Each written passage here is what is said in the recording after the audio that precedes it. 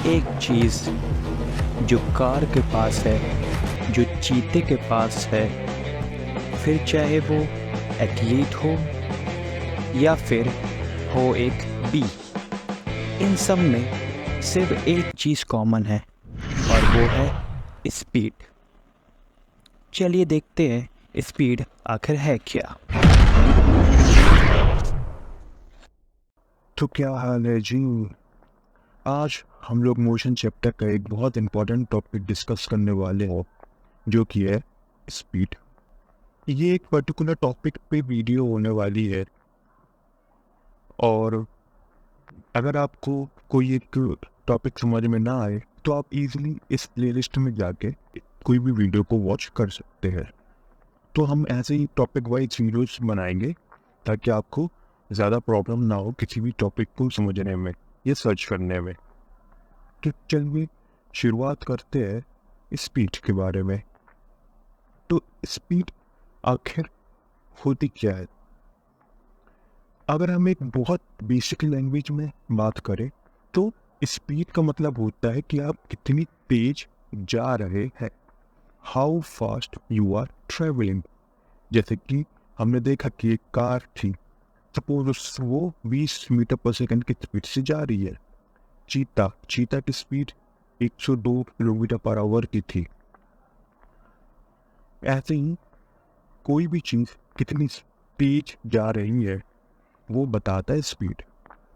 तो स्पीड की एक प्रॉपर डेफिनेशन क्या होगी कि distance travelled by an object in a specific time interval in any direction.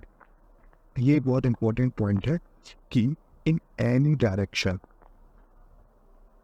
किस डायरेक्शन में कोई चीज़ मूव हो रही है इससे हमें मतलब नहीं है, हमें सिर्फ ये देखना है कि वो कितनी तेज जा रही है।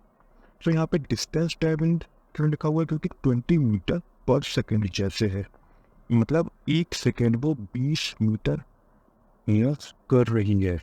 इसलिए हमने इसकी डेफिनेशन कही है कि distance travelled by an object in specific time.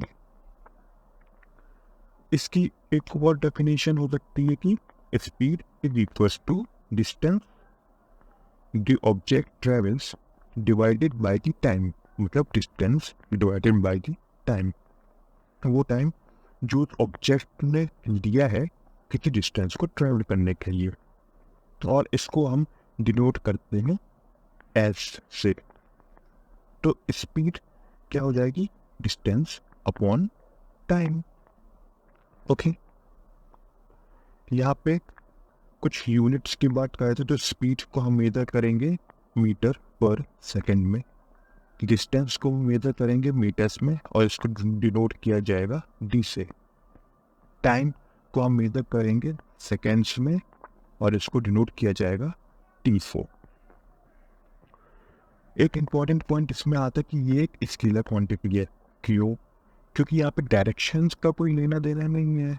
तो यहाँ पे क्या, यहाँ पे डायरेक्शन का कोई रोल नहीं होता, वो हमारी स्केलर क्वांटिटी होती है, यानी कि सिर्फ एक सिंगल वैल्यू जैसे 20 मीटर पर सेकेंड सिर्फ एक सिंगल वैल्यू है, न्यूमेरिकल वैल्यू है, तो ये स्केलर क्वांटिटी में आएगी। दूसरा इंपॉर्टेंट पॉइंट कि पॉजिटिव हो सकता है और जीरो हो सकता है।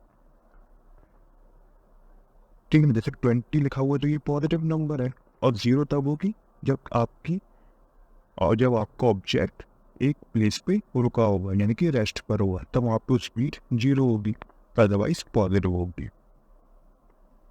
यहाँ पे कुछ यूनिट्स है जो कि कई कई जगह पर यूज होती है, जैसे मीटर पर second, kilometre per hour, miles per hour. कई फॉरेन कंट्रीज में माइल्स पर आवर भी यूज किया जाता है यूनिट्स में। तो ये था आज का एक छोटा सा लेक्चर स्पीड के ऊपर। उम्मीद करता है आप सभी को समझ में आया होगा। मैंने जितना बेसिक तरीके से हो सकता था उतना बेसिक से आपको समझाने की कोशिश करी है। तो मिलते हैं अगले लेक्चर में, तब तक के लिए take care and goodbye. Channel को सब्सक्राइब नहीं किया तो सब्सक्राइब कर देंगे ताकि आने वाले लेटेस्ट वीडियो की नोटिफिकेशन आपको मिलते रहे।